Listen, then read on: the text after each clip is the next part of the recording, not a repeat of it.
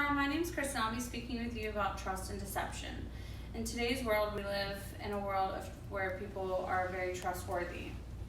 A lot of people tend to just go off of hoping that they can go off of your word and trusting what you believe or what you say.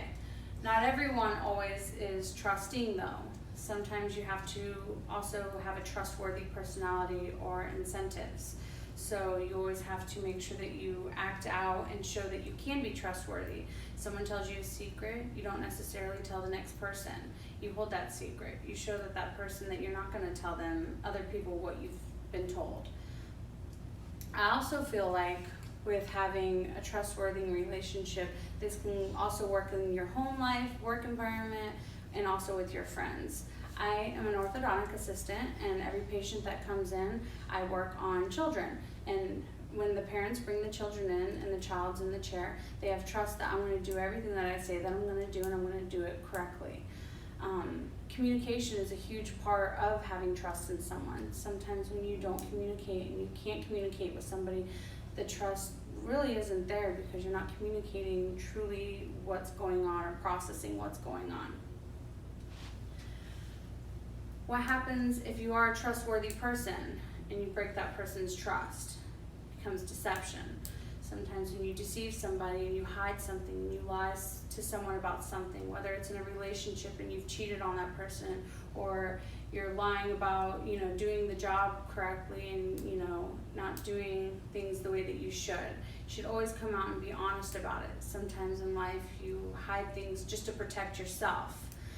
Some people protect themselves because they don't want people to look at them differently. They don't want to lose the bond of the trust and the trustworthy that they thought that they've built.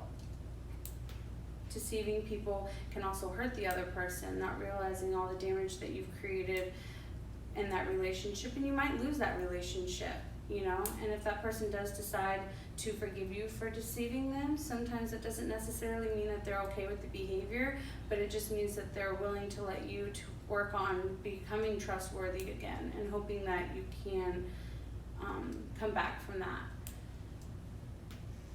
Do you find that it's harder to gain trust from a parent or a child in the orthodontic chair?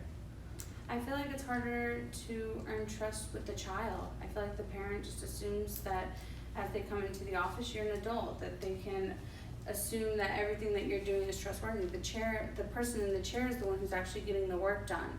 So they're actually dealing with what's going to happen. So sometimes some people like to sugarcoat stuff. So when you're not in the chair, you're being sugarcoated what might happen in the chair.